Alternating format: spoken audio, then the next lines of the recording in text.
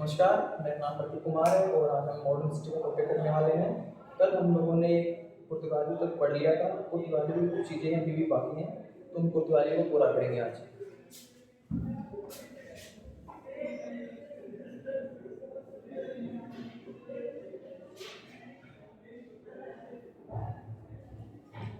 जब पुर्तगाली यहाँ आ रहे थे और ये जो भी हम पढ़ने वाले हैं इसी के साथ साथ अंग्रेजी भारत में आ चुके थे।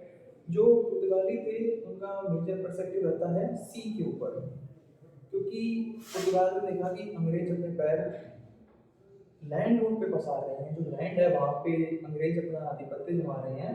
तो पुर्तगाल ने सोचा कि क्यों ना हम समुद्र के ऊपर राज करें। तो भी हम इंडिया का मैप बनाते हैं।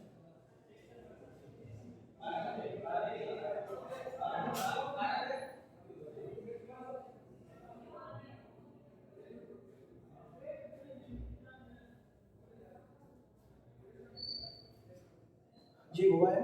और यहाँ पे अरब सागर के ऊपर पुर्तगालियों का कब्जा था। वो लेकर गए थे ब्लू वाटर पॉलिसी। यदि आपको हमारे साथ व्यवहार करना है और यदि आपको ये जो यूज करना है अरब सी, तो आपको हमें टैक्स देना पड़ेगा। इसके लिए वो लेके आए ब्लू वाटर पॉलिसी।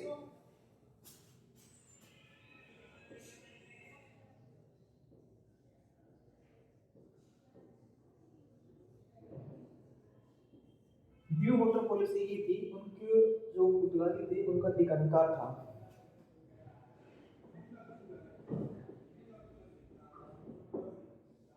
पुर्तगालियों का अरब सागर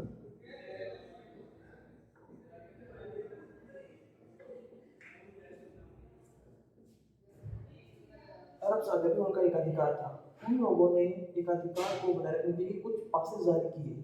आपको यदि समुद्र देखना है, यदि आपको फिशिंग करनी है, तो आप पुर्तगालियों से पूछ करके यहाँ पे फिशिंग कर सकते हो। तो पुर्तगालियों ने क्या किया, अपने लिए एक कार्ड्स कार्ड्स नाम करके एक समुद्र देखने के लिए या फिर समुद्रों का प्रयोग करने के लिए उन्होंने एक सिस्टम बनाया था जिसका नाम था कार्ड्स।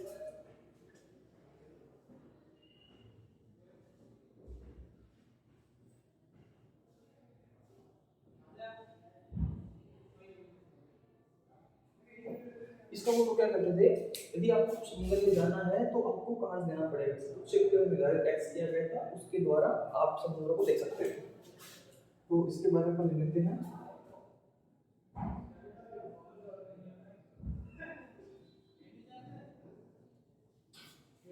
हाँ हाँ,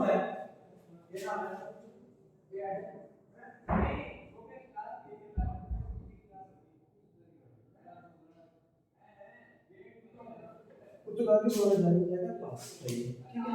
ये एक बार क्वार्ट अकबर ने लिया था।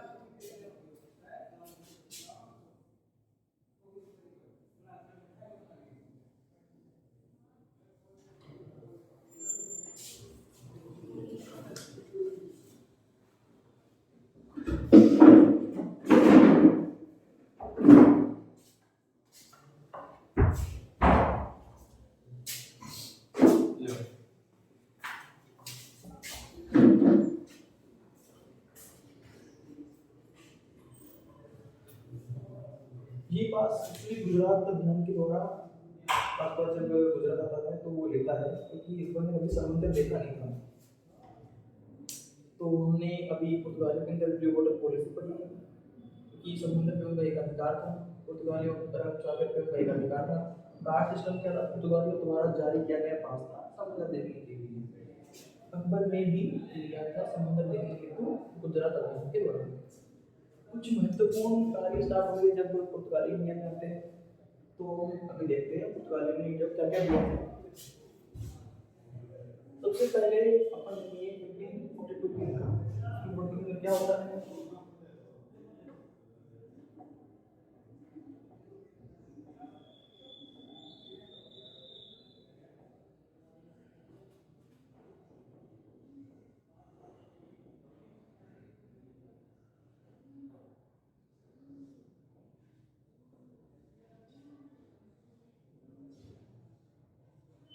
ईसाई मिशनरी 1542 पुर्तगाली द्वारा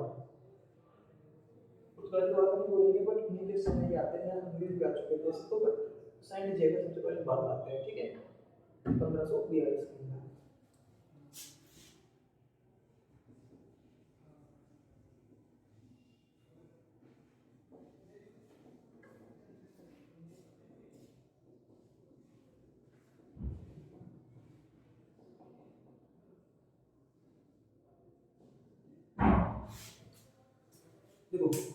पुर्तगाली इंडिया के ऊपर राज करना चाहते हैं और समुद्र के ऊपर राज करना चाहते हैं, तो उन्हें बड़े बड़े जहाज बनाने पड़ते हैं। और पुर्तगाल के अंदर कार्य भी इसी प्रकार से होता है, तो वो बड़े बड़े जहाज बनाते थे। इंडिया के अंदर भी बड़े बड़े डॉकयार्ड स्थापित किए गए पुर्तगाली द्वारा, बाहर से बड़े जहाजों का निर्माण कार्य शुरू हो जाता है। इसके अलावा और पुर्तगाल ने हमें और क्या क्या दिया है, तो आलू, मिर्च, मक्का, तंबाकू इत्यादि की कृषि पुर्तगाल ने ही बाद में स्टार्ट की थी। इससे पहले मक्का हमारे नहीं होता था, तंबाकू हमारे नहीं होती थी, मिर्च हमारी नहीं थी, ये इत्यादि चीजें हमारे यहाँ नहीं होती थी। ये सब किन दिनों में स्टार्ट किए हैं? ये सब स्टार्ट करने वाले पुर्तगाली ने मक्का स्टार्ट किया। मक्का, आलू, तंबाकू, मिर्च इत्यादि की जो हमारे जो फसल होती है ना, वो इन्हीं की होती है, ठीक है। इसके अलावा और पुर्तगालियों ने क्या किया? इसके अलावा पुर्तगालियों ने हमें नई शैली प्रदान की। कोई बता सकता है वो शैली कौन सी है? पुर्तगालियों ने इंडिया के अंदर गौतिक शैली का प्रयोग किया। गौतिक शैली जानते हो? चर्च बनते हैं ना अपने, चर्च जो ट्रायंगुलर शेप में रहते हैं ऊपर से, उनको पुर्तगाली ने स्टार्ट किया था।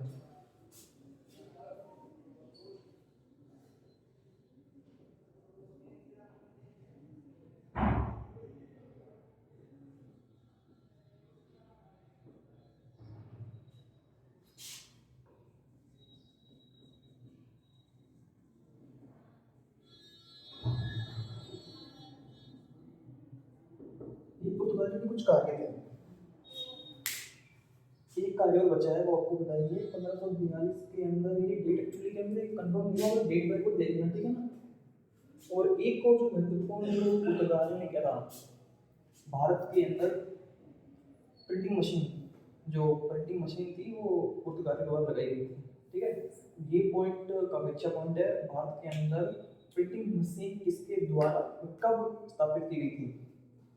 तो ये देखते हैं अपन पॉइंट और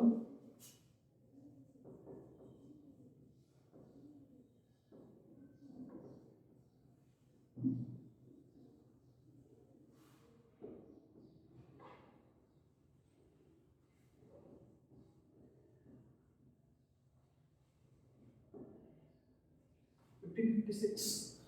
ये सारे जो कार्य रहेंगे ये पुर्तगालियों के रहेंगे। आई होप आप लोगों ने ये राइट डाउन कर लिया होगा। गौतिक शैली पुर्तगालियों की, बाद में प्रिंटिंग प्रेस उन्होंने स्टार्ट की, मक्का, आलू, तंबाकू, मिर्च इत्यादि की खेती उन्होंने स्टार्ट की, और सेंट जेवियर पहली बार बताते हैं। ये हैं पुर्तगालियों के कुछ महत्वपूर्ण बिंदु। आप एक बार नोट कर लीजिए और फिर अपन आगे बढ़ते हैं।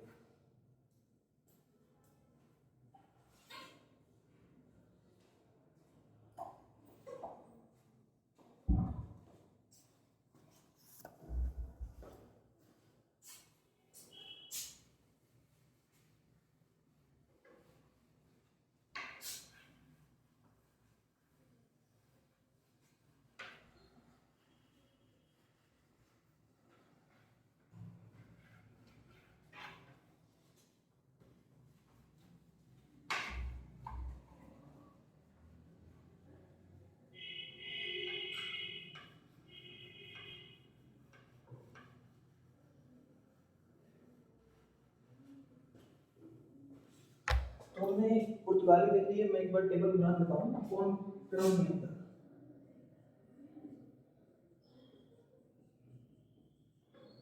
पुर्तगाली, डच,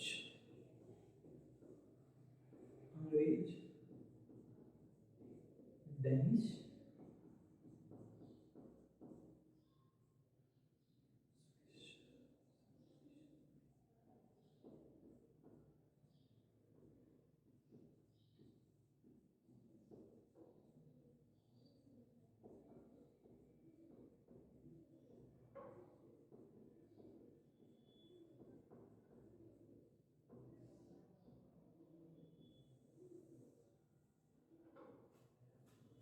ये जो स्वीडिश है ना, ये कोई पढ़ाता नहीं है, देखो छह हो गए।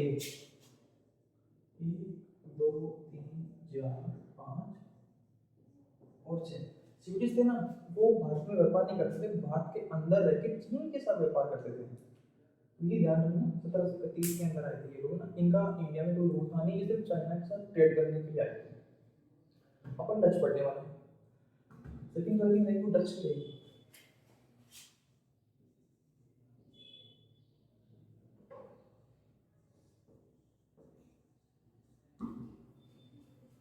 तो सबसे पहले डच जो यात्री होते हैं ना, वो 1596 के अंदर भागा था। इसका नाम तो बहुत अजीब सा था, आप भी याद रखते करोगे ना, वरना इतना कोई कंपल्सरी नहीं।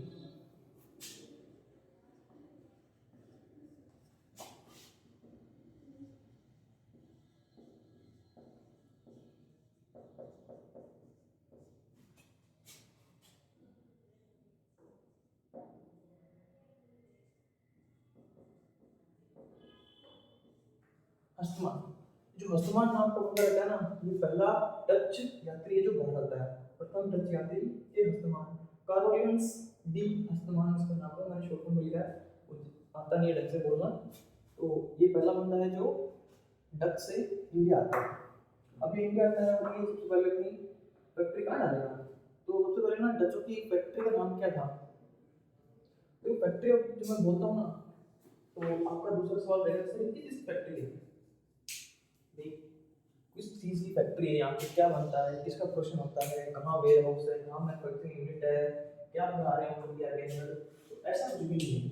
जब तक होम हिस्ट्री के अंदर अपन बात करेंगे फैक्ट्री की, तो वहाँ आप समझिए सिर्फ एक warehouse, factory means warehouse, एक गोडाउन है, अंडरग्राउंड एक गोडाउन बना हुआ है, टेनों कुछ छपरा बना हुआ है, एक कोठी है जिसे उन लोगों ने फैक्ट्री नाम दिया है। ठीक है, तो फैक्ट्री मीन्स ना,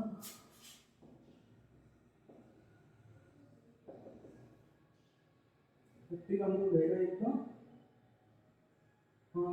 गोडाउन क्या बोलते हैं, गोडाउन तो रहेगा, तो हम इसे लिखेंगे तो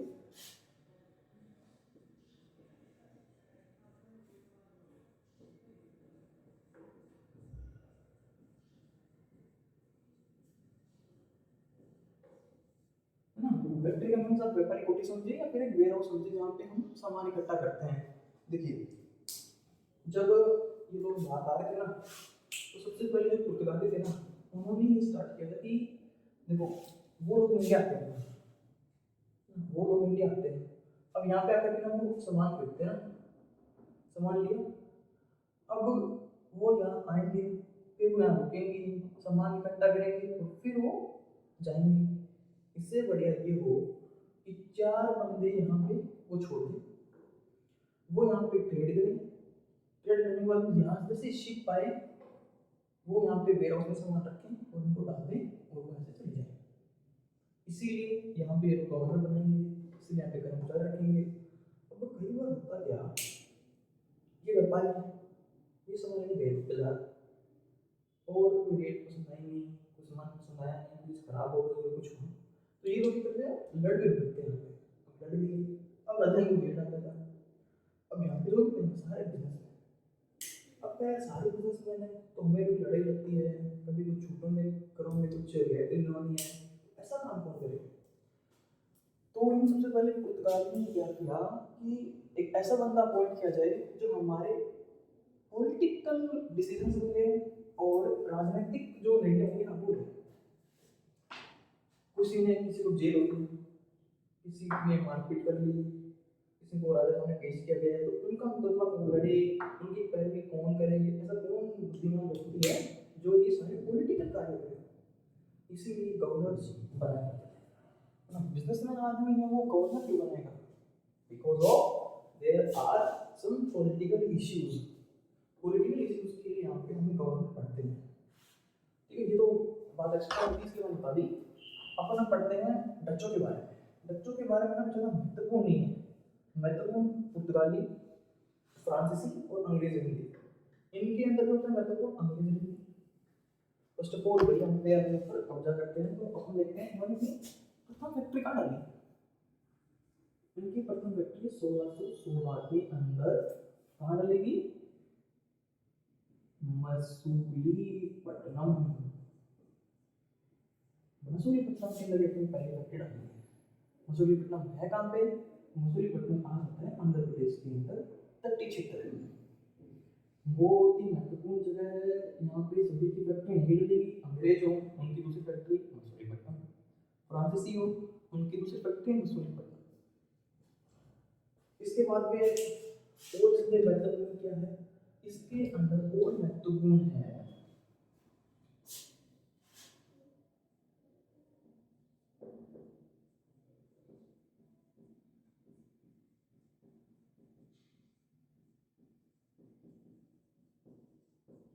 बेदरा या हुगली का युद्ध, डेट आएगी 1759।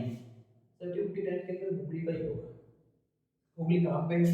तो हुगली है भैया कलकत्ता के अंदर। हुगली कलकत्ता के अंदर, हुगली नदी तो है, पढ़ते हो ना हुगली के अंदर, तो यही है युद्ध होगा। अब डच किससे युद्ध करेंगे, क्यों युद्ध करेंगे? तो वे डच युद्ध करेंगे अंग्रेजों के साथ।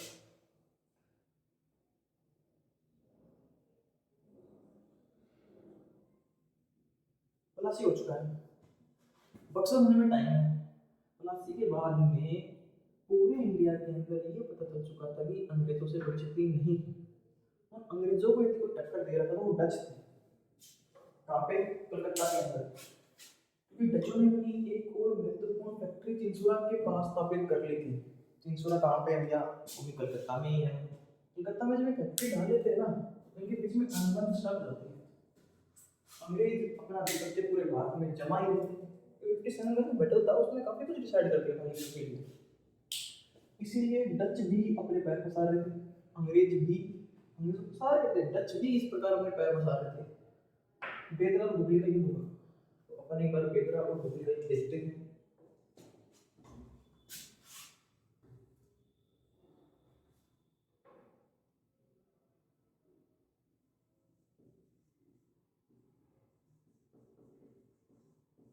किस किस के बीच में होगा? डच और अंग्रेजों के बीच में होने वाला है ये युद्ध। इसमें जीतेगा कौन? देना कौन? कोई आ नहीं। क्यों? एक तो अच्छा नेतृत्व मिला नहीं अंग्रेजों इनको, डचों को अच्छा नेतृत्व मिला नहीं। और अंग्रेजों की तरफ से जो युद्ध लड़ने वाला बंदा था, जो कमांडर आया हुआ था, जो सेनापति आया हुआ था ना, वो कौन था? क्लाइव।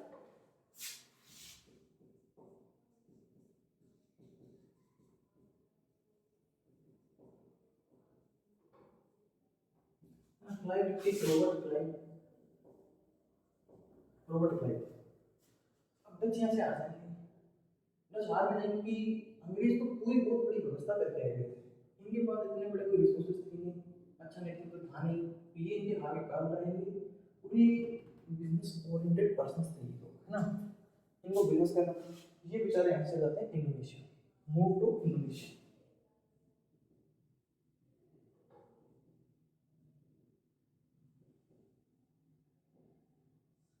इंडियन से नाम में सुना हुआ, और यहाँ पे मसाले भी होते हैं, उनको मेजरली पर्सपेक्टिव इनको मसालों से था, तो ये इंडोनेशिया मूव कर जाएंगे, ज़्यादा कुछ महत्वपूर्ण रहेगा नहीं। आप लोग डेट याद रखना एक बार, 1759। तो आप ये डेट याद रखना। ये मसूलीपट्टनम के बारे में कुछ था, और डचों के बारे में था। डचों का जो प्रथम यात्री आएगा वो हस्तमान था। इनकी फैक्ट्री जो है उसका नाम वेयर हाउस या रहेगा, फैक्ट्री कुछ मैन्युफैक्चरिंग यूनिट नहीं थी। 1616 के अंदर वो मसूलीपट्टनम में फैक्ट्री डाली गई थी।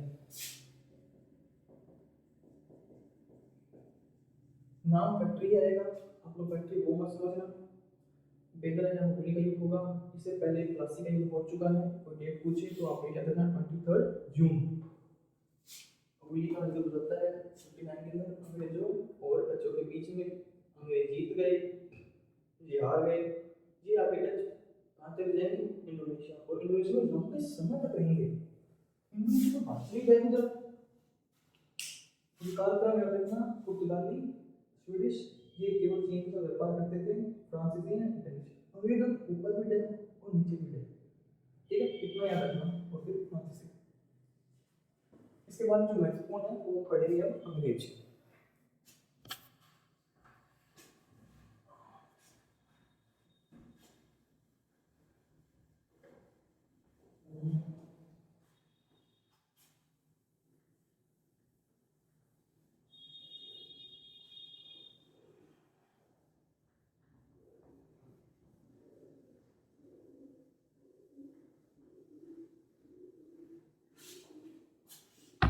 मेन जो हमें याद रखना है, जो मोस्ट इम्पोर्टेंट है, एग्जाम ओरिएंटेड काफ़ी क्वेश्चन यहाँ से बनने वाले हैं, वो आपको बहुत ही ध्यान से सुनिए। देखो अंग्रेजों जो पता चला ना कि पुर्तगाली पहुंच चुके हैं और डच भी पहुंच चुके हैं, तो सब सारी कहानी में से पूरी हम नीचे खा जाएंगे पुर्तगाली और डच। अपन क्या करेंगे? तो अब देखिए क्या दीवानगी रही होगी लोगों की, भारत चलो भारत चलो, हमने बात को खोज लिया है ना। तो अब हम लेंगे अंग्रेजों की एंट्री, या ना सब अब आ रहे हैं अंग्रेज।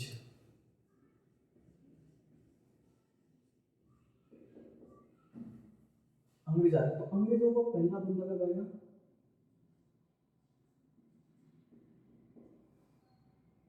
1599।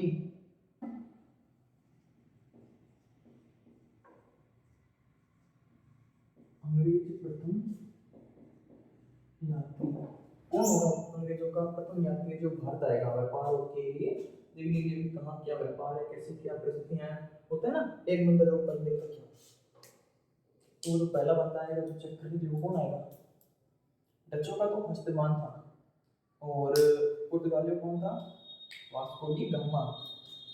डचों कौन रहेगा? तो मैं बताऊं,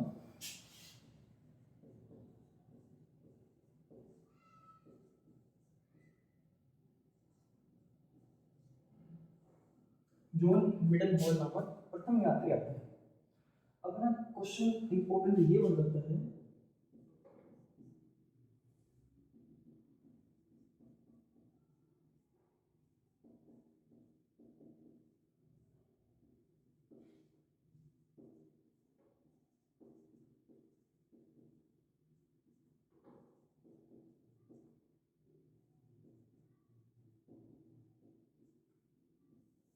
ये महत्वपूर्ण है।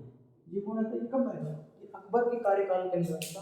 और बताएं कितने एग्जाम में ये क्वेश्चन आ चुका है कि अंग्रेजों का आगमन के समय भारत का मुगल बादशाह कौन था? तो अकबर था। अब डेट याद रखो ना, तो अकबर की मृत्यु 1605 के आसपास होगी। फिर आएगा जहांगीर। तो वो जो फैक्ट्री डलेगी ना, फैक्ट्री सबसे पहले अंग्रेजों की फैक्ट्री कब डली? Anyone guess? 1608 में सूरत के अंदर Henry Milton was the founder of first company. तो ये वाला याद रखना, जॉन मिडल हॉल है जो प्रथम व्यक्ति है, और जो बादशाह है वो अकबर है। इसके समय ये लोग आते हैं, ठीक है। फैक्ट्री डालने की जब अनुमति देगा ना, तो जहांगीर देगा, ठीक है, वो याद रखना है ना। अगला पॉइंट ये रहेगा कि जो कंपनी, क्या कंपनी थी, कब बनी, क्या काम था, तो हमें जाना पड़ेगा लंदन। आप यहीं बैठे रहना, आप अपने दिमाग को ही लेकर जाना वहाँ पे। हाँ ये लंदन है।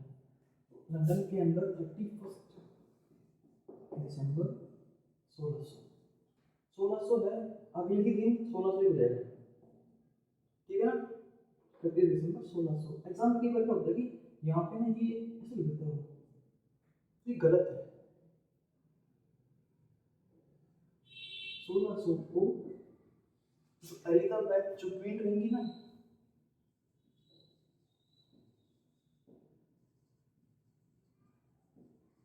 Queen Elizabeth first. Elizabeth famous इसलिए हो गई कि उन्होंने ना घोषणा पत्र दिया था, व्यापारी घोषणा पत्र दिया था। और जो आज़ादी के समय जो 1948 के अंदर जो क्वीन बनेगी ना, वो एलिजाबेथ सेकेंड रहेगी। और अभी उनका निधन हुआ है 2022 के अंदर ही, एलिजाबेथ सेकेंड का। अब उनके बेटे हैं चार्ल्स, चार्ल्स को फोर्थ, वो भी वहाँ की किंग है। तो एलिजाबेथ क्वीन 31 दिसंबर की पार्टी चल रही थी, सब लोग पार्टी में धुत थे, और इतने में कुछ व्यापारी आते हैं, अंग्रेज पक्के व्यापारी थे, मारवाड़ी वगैरह वो पक्के व्यापारी थे। वो यहाँ आते हैं पार्टी के लिए, और मैडम से बोलते हैं मैडम एक कंपनी बनानी है। मैडम बोला बिल्कुल कंपनी बनाओ, पैसे कमाओ। तो बोलते हैं कि कंपनी हमने बनानी है। उस कंपनी का नाम तो बहुत बड़ा नाम है, शॉर्ट फॉर्म में मर्चेंट एडवेंचर, वो हम आगे पढ़ लेंगे। तो क्वीन एलिजाबेथ है, पार्टी बन वो एक कंपनी बनाते हैं। उस कंपनी का नाम रहेगा governor and merchants of London trading into east Indies. ये उस कंपनी का नाम है जो वो लोग बनाते हैं। इसका शॉर्ट फॉर्म में नाम रखता है एडवेंचर मर्चेंट्स। मर्चेंट जो क्या करेंगे? एडवेंचर करेंगे। कहाँ पे? Into east Indies. हम लोग ईस्ट के अंदर आते हैं ना, वेस्टर्न यूरोपियंस हैं, हम ईस्टर्न हैं, बड़े कम पढ़े लिखे लोग। तो ये 31 दिसंबर 1600 को क्वीन एलिजाबेथ बोलती कि ओके अब पार्टी बना लो। पार्टी क्यों निकल रही है बाहर बाहर, पार्टी यूं ही चल रही है, अपनी क्लास यूं ही चलेगी। तो ये जो कंपनी वाले 31 दिसंबर को बनाते हैं, ये क्या करते हैं, ये बड़े औरतें होते हैं, इनको पक्का व्यापार करना था, लंबा समय तक व्यापार करना था।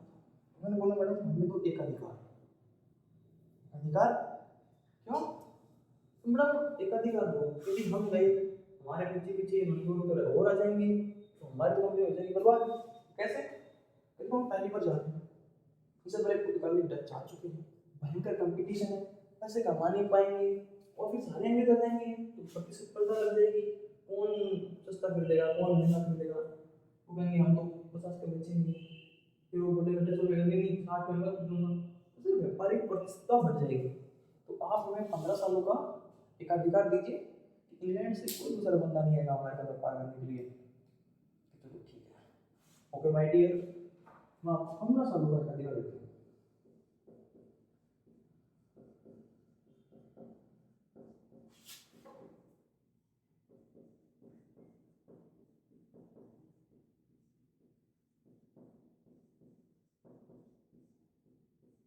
तो कोई क्वेश्चन पूछ लेगा।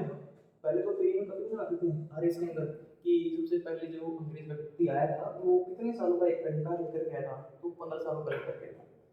और कालांतर में अब हुआ 15 साल को कैसे नहीं हुआ, और जैसे मुझे पता चला क्या ना खत्म होने वाला है, इतने में ही बढ़िया बढ़िया ट्रक भर भर के और बंगलो पैलेस के पहुंचा दिए मैडम 20 साल, आपका 20 साल, तो कालांतर में इसे 20 साल के लिए बढ़ा दिया।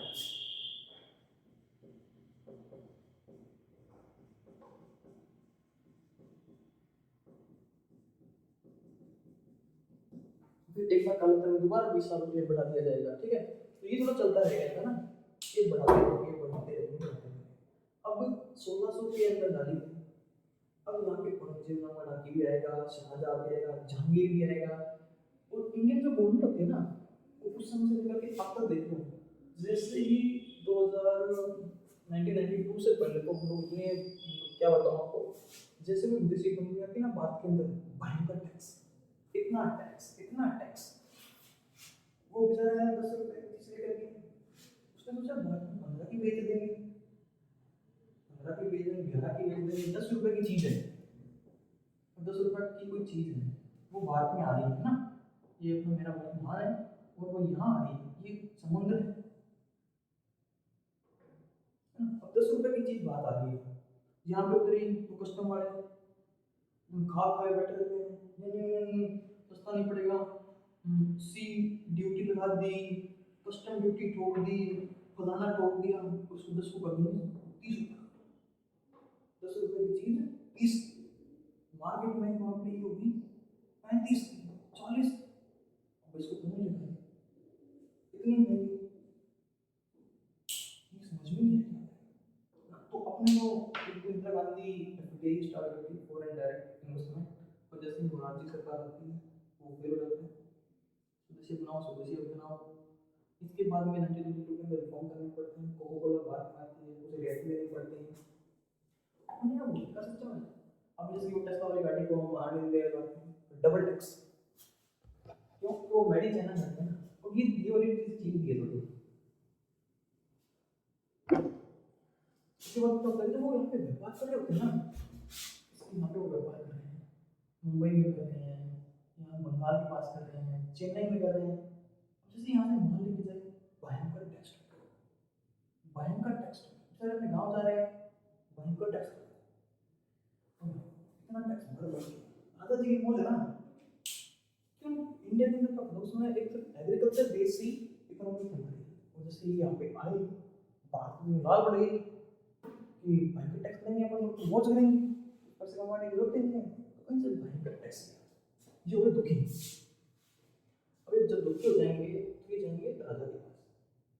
अब उस समय आगे जहांगीर, जहांगीर आ चुका है, जहांगीर 1605 से लेकर 28 तक रहेगा, ठीक है। अब ये लोग बेचारे 1605 में जहांगीर आ चुका है, 1608 में लोगों ने सूरत में फैक्ट्री लगा दी अंग्रेजों ने। टैक्स अब नहीं, बहुत ज़्यादा टैक्स। तो ये क्या करेंगे, ये खुद भी प्रयास करते हैं। अब ये आ चुके तो बेचारे 1599 के अंदर आ गए थे, बात करते हैं राजा से।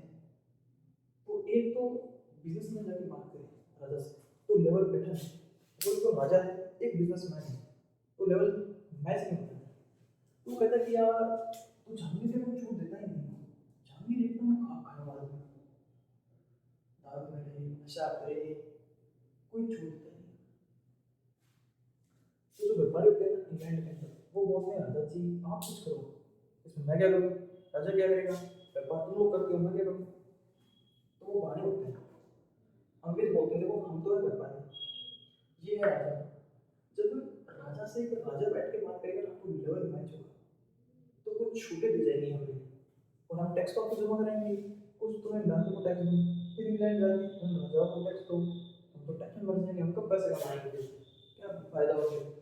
घर जाते हैं दोबारा, फिर तुम सबकी मम्मी नंबर दोबारा में आता नहीं है। तो वही प्रकार है।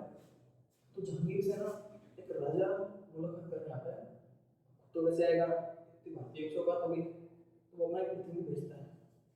अब आपको याद है सर थॉमस रो, बट वो नहीं आता है ना, वो अकेडमी के जो थी थॉमस रो ने 1616 के अंदर जहांगीर से मुलाकात की अजमेर के अंदर, वो अकेडमी बनी है, ये कंपटीशन है, यहाँ पे ऐसा नहीं हुआ ना।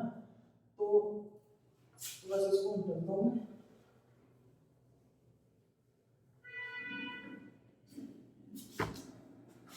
यही लिखोगे ना,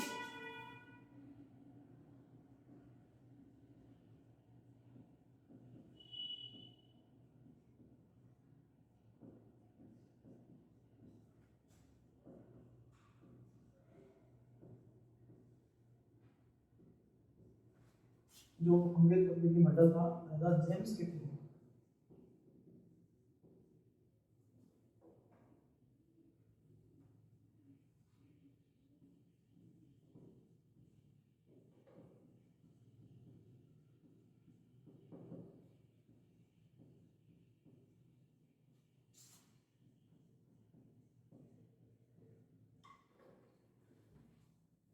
कैप्टन हॉकिंस जो रहेंगे थोड़ा सा डिबेट याद रखना।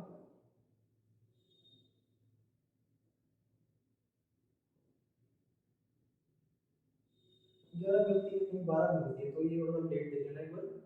इसके समय कैप्टन हॉकिंस जहांगीर के दरबार में आया।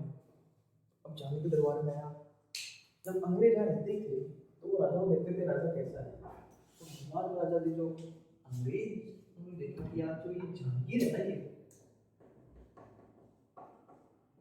फुल दरोड़ा, ढोला मारो सारे दिन भी, इन्हें तो कहाँ बनती थी मशीनें, कहाँ थी ढोला मारो बने प्लास्टिक वाली, इतना सारा नशा करता, गांजा पीता। अंग्रेजों ने देखा यार अपने पास तो इंग्लिश बोतल, कैप्टन हुकिस इसको लगता है इंग्लिश बोतल,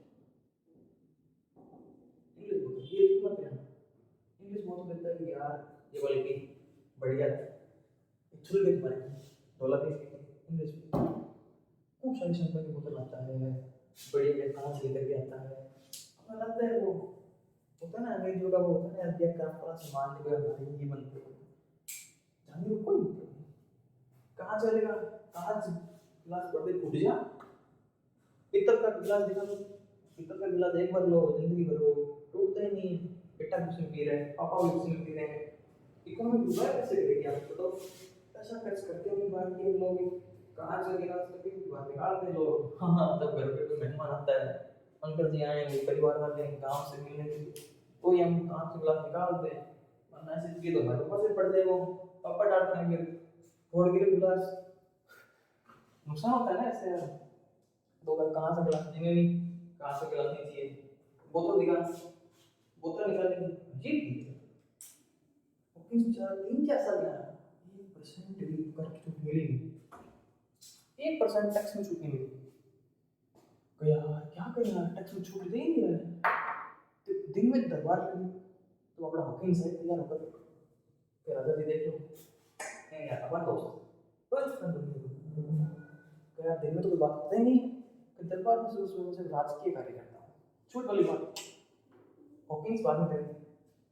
हॉकिंस रात को जाकर के बढ़िया फोटो देखकर के आएंगे, उनके दादा जी से वो बात करते हैं टैक्स के बारे में, छोड़ दे दो कि देख अभी मैं दरबार में नहीं हूँ, अभी मैं सिर्फ रात में बात नहीं करेंगे। बिल बार बोले दादा जी टैक्स की बात कर लेंगे। हॉकिंस बेटा तेरे लग रहा है क्या मैं चढ़ गई थी, चढ़ी नहीं है। और बाप बड़ा धक्के खा करके जाता है जो कि दोबारा तो कोई छूट नहीं। ओ भाई अब क्या गया, जो दूसरा बंदा है ना वो उससे कहने लगता है कि यार तू मेरी बात सुन, तो जंगली है ना वो तो डाक काट खाया हुआ बैठा है, अपने कोई छूट देगा नहीं।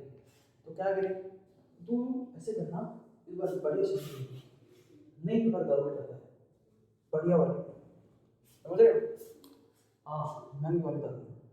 और तू जहांगीर से जाके मिल तो लेना, इसका एक बेटा भी बढ़िया काम कर रहा है। जहांगीर का बेटा कौन? खुर्रम, जो गुजरात के अंदर रहती है। खुर्रम जो होगा ना शाहजहां, वो काफी अच्छे काम करता है। अच्छे काम तो क्या करता है, जैसे कि मैं बता दूं खुर्रम के बारे में आपको, शाहजहां का नाम खुर्रम है और खुर्रम भी काफी अभ्यास करता है और काफी जगह जीत करता है। मेवाड़ मुगल संधि खुर्रम ही करवाता है, काफी बर्बर तरीके से हुई थी वो।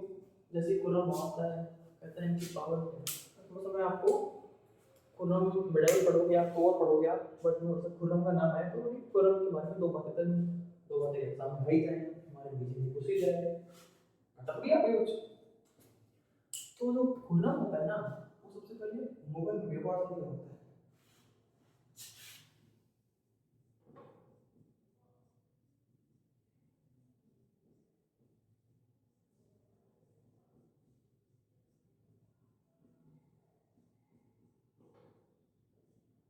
मेवाड़ मुगल संधि जिस खुर्रम का होता है, तो खुर्रम बहुत महत्वपूर्ण होता है, ठीक है। इस संधि के अंदर क्या होता है कि राणा जी आपके दरबार में कभी आएंगे, युवा राजकुमार आएगा और राणा कभी भी वैवाहिक संबंध स्थापित नहीं करेंगे आपके साथ, ऐसे कुछ इसके अंदर प्रावधान होते हैं। तो ये मुगल बोलते हैं अच्छा ये बात है तो आप चित्तौड़गढ़ की लेकिन किलेबिलिटी नहीं करोगे, हम आपको खिला दे रहे हैं। तो इस संधि के तहत ही चित्तौड़ मेवाड़ को वापस मिल जाता है, ठीक है। तो ये खुर्रम का भी महत्वपूर्ण पोस्ट निभा रहा है। अब जो अगला जो बंदा आएगा ना अंग्रेज प्रतिनिधि जो इसका जो सेकंड बंदा, सेकंड प्रतिनिधि वो कौन रहेगा? Sir Thomas chief executive officer. क्यों? ये ना पहले गुजरात जाएगा, गुजरात जाकर के मिलेगा खुर्रम से, खुर्रम से बोलेगा सर ये सर टैक्स दे दो ना माता जी के दरबार से, ये कहता है ठीक है टैक्स दिया छूट दे। फिर ये खुर्रम से मिलकर के फिर जगह जहांगीर के पास, तो जब आपके बेटे से मिलके आ रहे हैं तो उसने लेटर लिखा है मेरा टैक्स में छूट दे ही देता हूँ आपको, खुर्रम ने बोला है ना हाँ, वो छूट दे देगा उसको, छूट दे देगा। अब अंग्रेजों ने ये छूट कब ले ली? 1615 के अंदर, 1615-16 डेट की महत्वपूर्ण नहीं है, बट आप एक बार देख लेना, यहाँ भी देख लेना और नौ से ऊपर तक एक बार देख लेना, ठीक है ना। ये केवल 10-12 ऐसे ऊपर वाली डेट मिलती है। अब होता क्या है, अब 1616 आ चुका है, अंग्रेजों ने प्रथम फैक्ट्री खोल दी है और दूसरी फैक्ट्री भी खोल दी हम लोगों ने, छूट इनको मिली नहीं पर फैक्ट्री तो खोलेंगे अपनी, काम थोड़ी पकड़ रखेंगे ये लोग। अंग्रेजों ने अपनी दूसरी फैक्ट्री भी खोल दी, पहली फैक्ट्री भी खोल दी ना, अपन फैक्ट्री कहाँ खोले अपन नीचे खोल देते हैं ना, तो सीक्वेंस में आपको बता देना, ठीक है।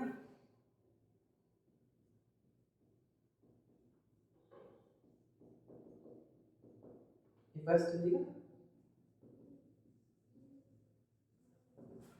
कहाँ लिखी? 1608 के अंदर सूरत, SURAT, सूरत।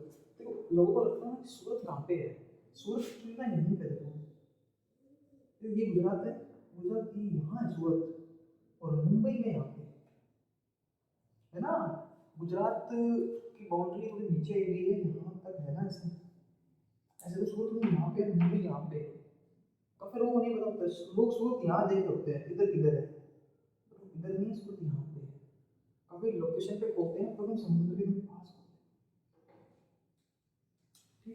यहाँ पे ये लोग अपनी पहली फैक्ट्री खोल देते हैं 1608 में। मसूलीपट्टनम कहाँ है वो बता दो तो, यहाँ है मसूलीपट्टनम, चेन्नई के पास ही। पुडुचेरी इधर किधर है, इधर किधर, इधर इधर इधर इधर इधर है, तो अब देखना है बोलना पहली फैक्ट्री शुरू कर। अब देखो पहली फैक्ट्री वो बोलता है ना, उसका फाउंडर होता है, तो पहला फाउंडर कौन था? इसका पहला फाउंडर था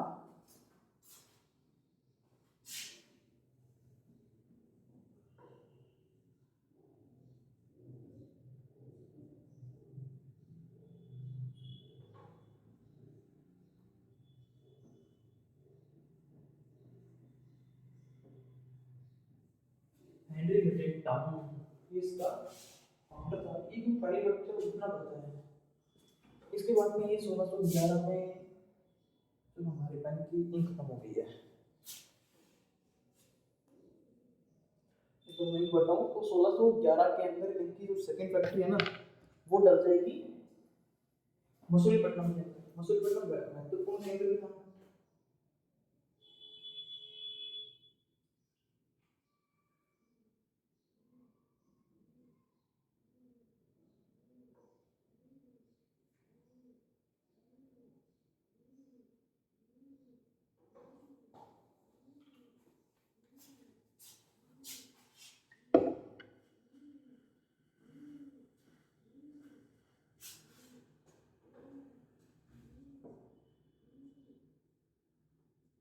ये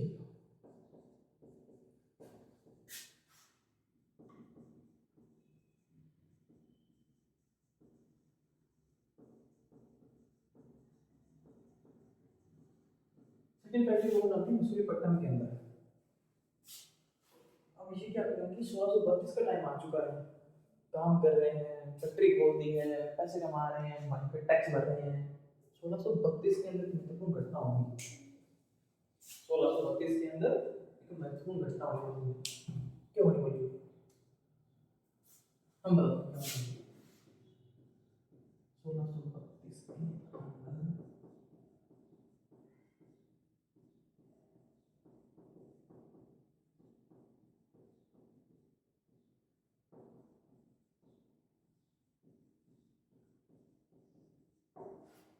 1632 के अंदर गोलकुंडा के राजा से रियायतें प्राप्त करते हैं। पेपर डायरेक्ट एग्जाम का काफी अच्छा क्वेश्चन मिलता है डायरेक्ट ही। 1632 में गोलकुंडा के राजा से रियायतें प्राप्त कर लेते हैं।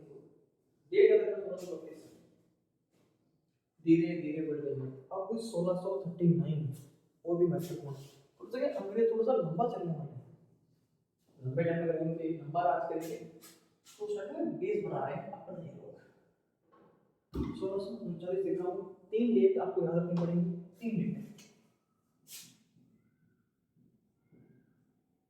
1639 सबसे पहले कई लोग ना कलकत्ता छोड़ के आते हैं, अंग्रेजों द्वारा बसाया गया प्रथम शहर कलकत्ता नहीं, अंग्रेजों द्वारा बसाया गया प्रथम शहर चेन्नई का है ना। तो चेन्नई,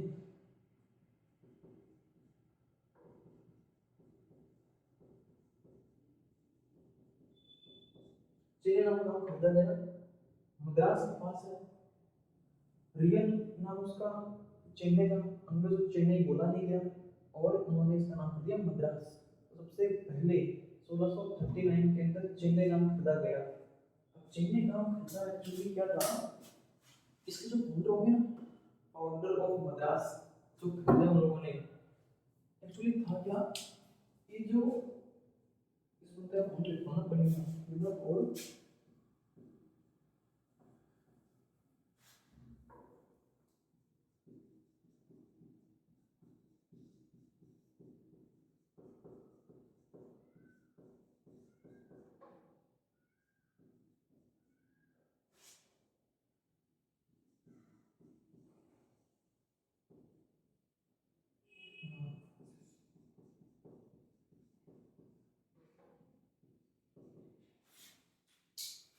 मद्रास की स्थापना होती है 1639 के अंदर।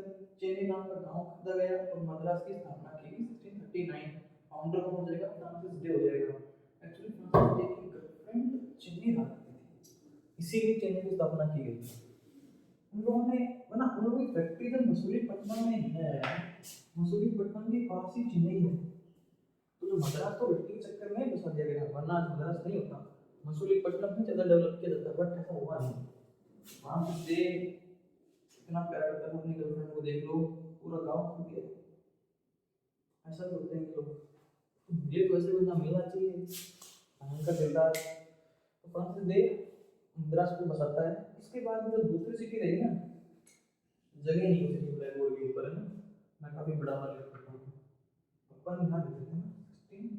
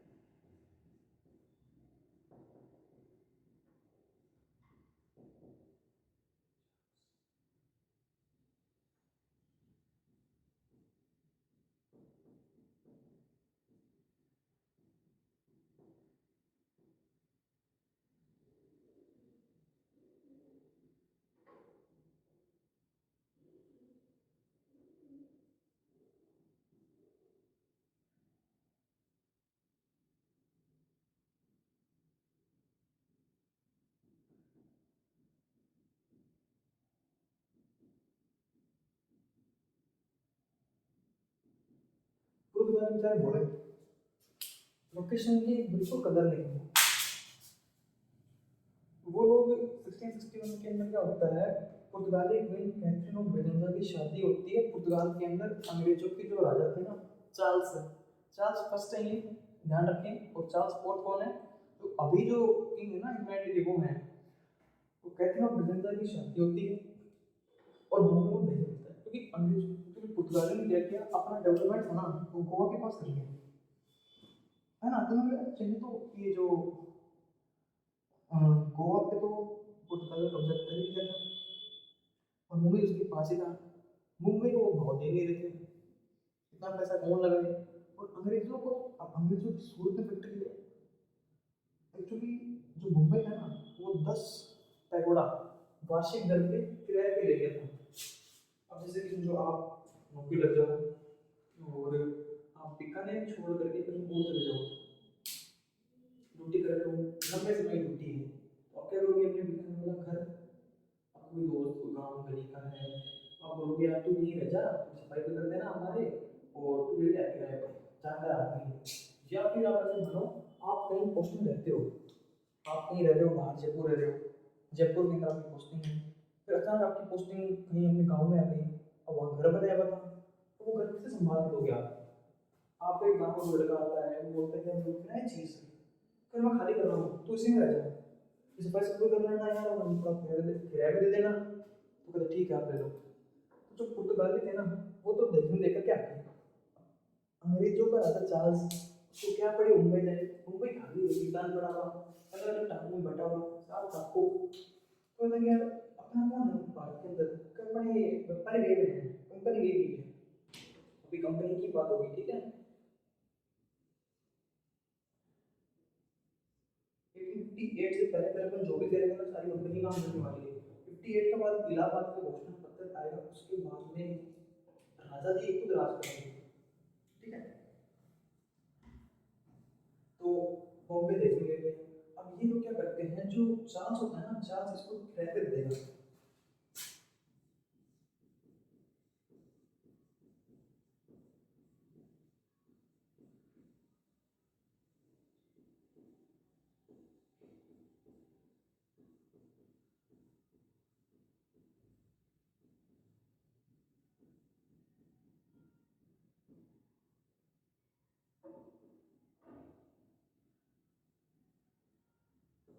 कोई भी 10 पाउंड वार्षिक दर पे मुंबई राज्य गया,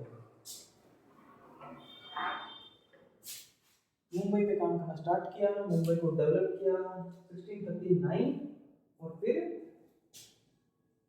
1668 बॉम्बे की स्थापना। बॉम्बे की स्थापना कब हुई है? 1668। 39 के अंदर मद्रास की स्थापना और 1668 के अंदर इन लोगों ने स्थापना कर दी मुंबई। मुंबई महत्वपूर्ण केंद्र है तो उसका फाउंडर भी रखना पड़ेगा आपको। इसमें कई बार क्या होता है कि कोलंबस के अंदर ले लेंगे 1339, 1668 और 1698, ये तीन है, चेन्नई, मुंबई और 1698 का कलकत्ता। तो वो तीनों साथ दे देगा और इनके फाउंडर दे देगा फ्रांसिस डे। अभी यहाँ पे गोल्ड टाइगर आएगा, कलकत्ता का जोक चार्नोक, तो तीनों नाम आ जाएंगे और मैच द फॉलोइंग में आपको दे देंगे। मैच द फॉलोइंग में जो है एक या दो तो होनी चाहिए आपको, ताकि तीसरा अपने आप हो जाएगा। तो 1668 में मुंबई की स्थापना कब करते हैं?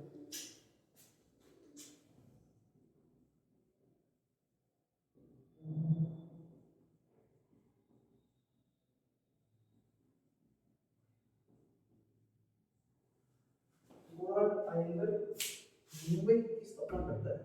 इसके बाद में अपना एक और महत्वपूर्ण बजट है कलकत्ता। अपन देखते हैं कलकत्ता, उसके बाद में थोड़ा सा नीचे को और पढ़ना पड़ेगा, ठीक है?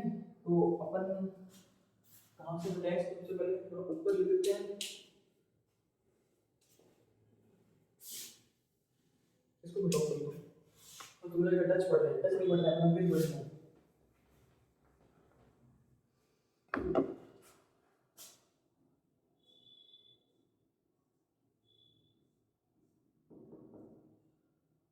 जो कलकत्ता है ना, इसका नाम पहले कलकत्ता था, कलकत्ता।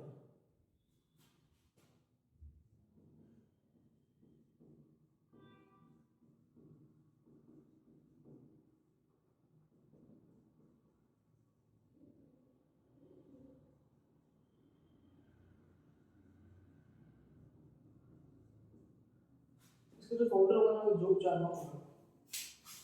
जोग चार्नोक ने 1698 के अंदर कलकत्ता को स्थापित किया था। कलकत्ता में राजधानी बनेगा, भयंकर डेवलपमेंट चलेगा इसके अंदर। इसके अंदर ये तो किसी एडिशनल इन्फॉर्मेशन में बता रहा हूँ, जैसे कि चिंसुरा, कलकत्ता और सिरपुरा, तीन गांव मिलकर के इन लोगों ने कलकत्ता की स्थापना की थी। इन तीनों को मिलाया और यहाँ पे 1698 के अंदर कर दिया। तो डेट है ना आपको ये याद, 1611 महत्वपूर्ण दूसरी फैक्ट्री है। 1632 को उनके राजा से रियासतें प्राप्त की। 1639 के अंदर चेन्नई खरीदा। 16 शादी होती 16 इतना महत्वपूर्ण नहीं है, लेकिन 1668 मुंबई महत्वपूर्ण है और फाउंडर ही महत्वपूर्ण है इसका, याद होना चाहिए। देखो ये बात है, बेसिक्स तो आपके हमेशा क्लियर होनी चाहिए। तो वो जो बेसिक्स है ना वो यहीं से क्लियर होने वाले हैं आप लोगों के। और फिर 1698 के अंदर कलकत्ता की स्थापना होती है, जोग चार्नोक की, तीनों ही याद रखने पड़ेंगे आपको। तो आप ये लिखने के बाद में ऐसे लिख सकते हो ना, स्टार्टिंग में जैसे कि 1639, 68, 98 लिख दो, से चेन्नई लिख दो, बॉम्बे लिख दो, कलकत्ता लिख दो, फिर आगे फिर फाउंडर फ्रांसिस डे लिख दो, वैसे करके लिख दो ना, गोल्ड आइंगर और जोग चार्नोक, ऐसे करके लिख सकते हो।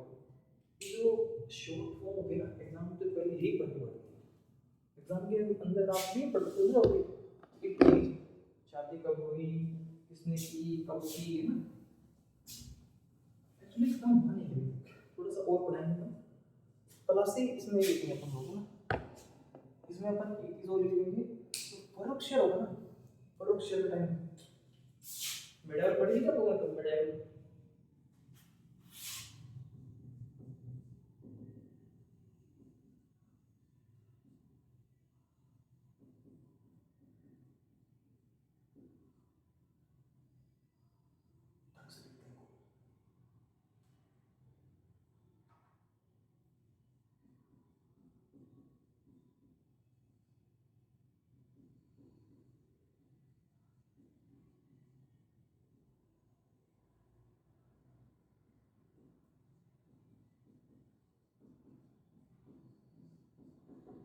ये जो डेट रहेगी ना, ये सबसे महत्वपूर्ण रहेगी।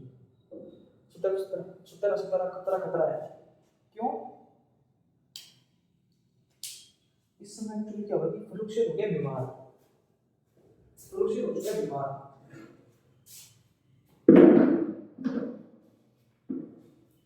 तो फर्रुखसिंह हो चुका है बीमार, और उसका इलाज करने के लिए अंग्रेज का प्रतिनिधिमंडल आता है, और डॉक्टर हेलिंगटन नाम के एक डॉक्टर भी उनके साथ आते हैं।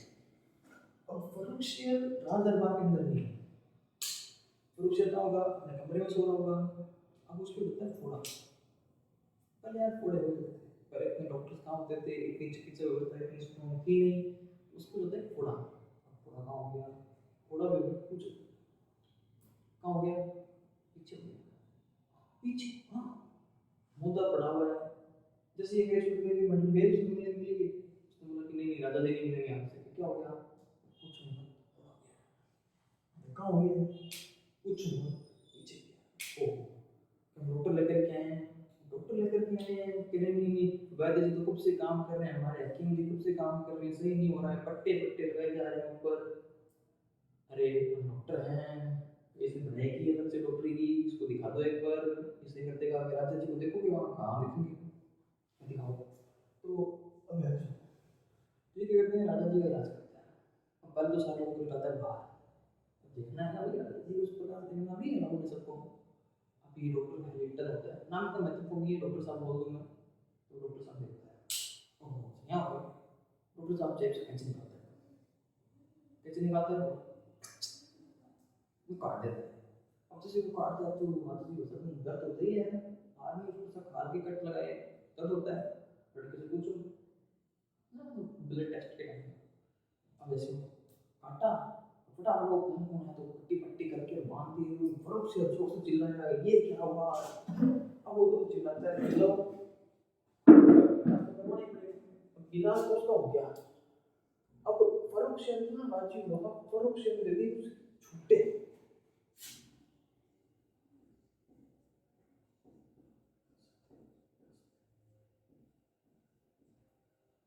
वो जो रियासतें दी गई थी ना वो महत्वपूर्ण है, जो अंग्रेज मुगल बादशाह पूरे भारत का बादशाह है, तुम भी क्या याद रखोगे यार, तुम ले जाओ क्या चाहिए तुमको, रियासतें दी वही महत्वपूर्ण है, ढंग से सुन लेना कि जो रियासतें जो तुमको दी जाएंगी ना वो महत्वपूर्ण है। 3000 में बंगाल का व्यापार, 3000 में बंगाल का व्यापार, 3000 रुपए तो अनलिमिटेड व्यापार करो, थैंक यू। 10,000 में सूरत का व्यापार, सूरत बंदरगाह का पूरा इनको दे दिया गया कि 10,000 रुपए दो, भयंकर व्यापार करो, जितना माल कितना खरीदो, जितना लेके जाना उतना लेके जाओ आप लोग, तो बस।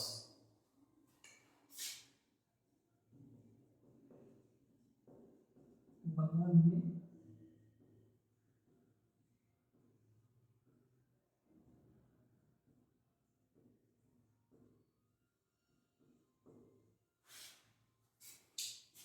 बंगाल के अंदर जमीन खरीदने की कुछ छूट भी दे दी गई, आप तो जमीन खरीदो, ठीक है। और 10,000 में सूरत का व्यापार कैसे भी करो, 3,000 में बंगाल का व्यापार कैसे भी करो, तो क्वेश्चन पूछ लेगा 10 तरफ के अंदर अंग्रेज प्रतिनिधि मंडल फर्रुख सिंह से कौन कौन सी रियासतें पाने में सफल होते हैं, कथन एवं निष्कर्ष के अंदर क्वेश्चन आता है इसका। कई बार देखा है मैंने, हमारे कोचिंग में सर में पढ़ा देते हैं तो इसी प्रकार पढ़ाया करते थे, ये अपना फर्रुख सिंह से मिलते हैं और फिर छुट्टे लेते हैं।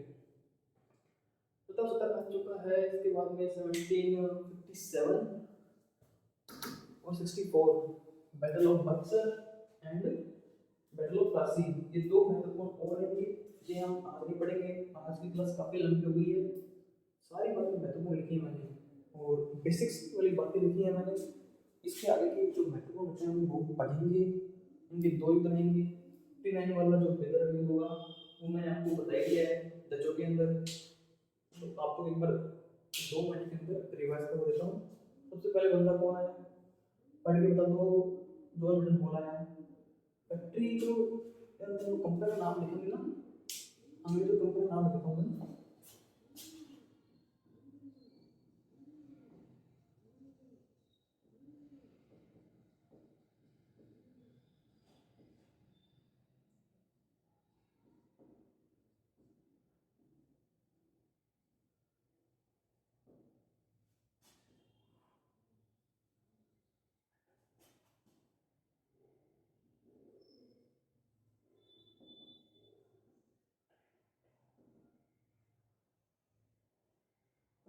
द गवर्नर, गवर्नर है ना लगाना,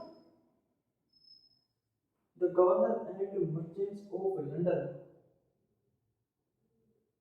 London merchants of London, of traders,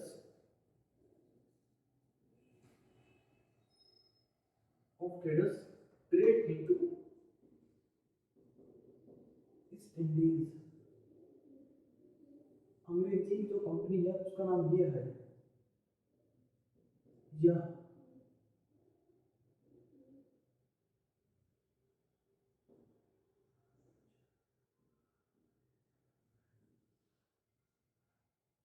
ये कंपनी का नाम है, इसको ध्यान में आप लोगों को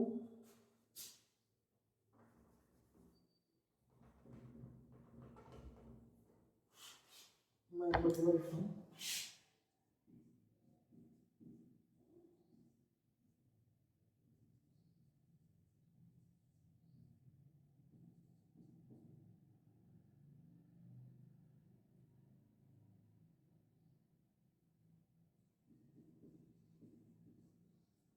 ये अंग्रेजी company the governor and merchants of London of traders trade into east Indies.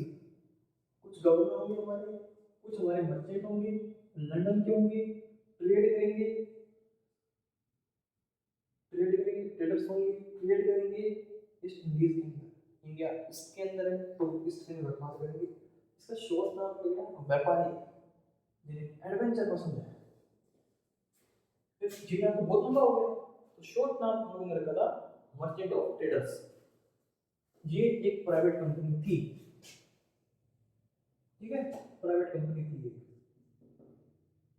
Private company थी। इसके 217 शेयर होल्डर थे।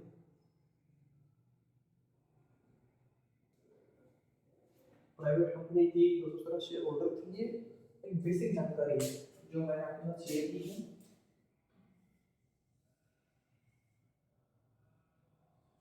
ये एक्स्ट्रा फैक्ट था, ठीक है,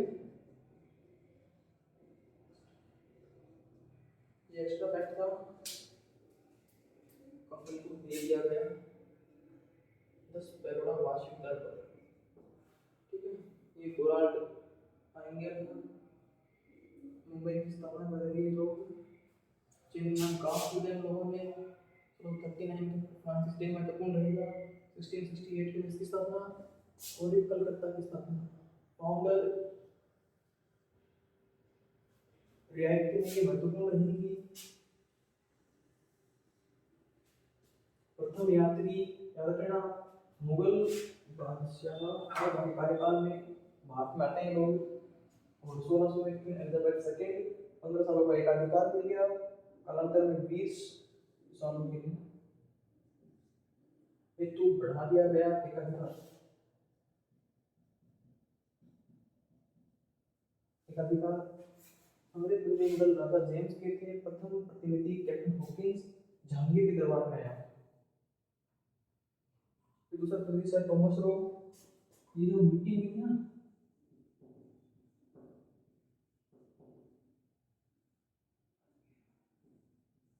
मीटिंग अजमेर के अंदर हुई थी, ठीक है, और जहांगीर के समय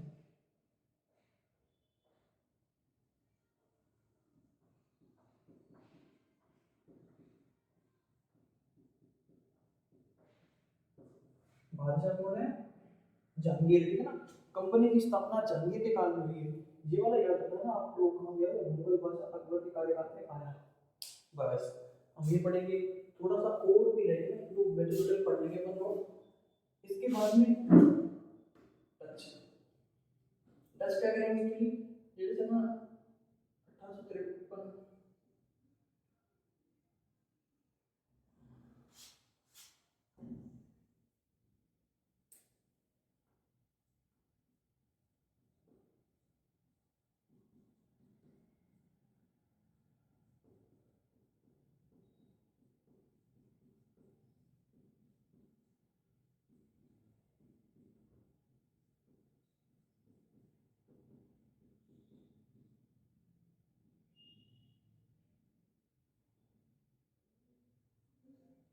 तिरपन में घर बार अंग्रेजों को बेच कर चले जाएंगे कि डेनिस कुछ महत्वपूर्ण नहीं है, मतलब ये सब पढ़ लेंगे। जब ये भी आते हैं उस तिरपन के अंदर सतावीं क्रांति से पहले पहले बांधो अपना बोरिया बिस्तर और अपने देश चले जाएंगे। आज अपन लोग कितने रखेंगे, बाकी अपन लोग कल पढ़ेंगे, ठीक है ना। तो आप लोग इधर देख लेना, काफी महत्वपूर्ण है चीजें। ओके फिर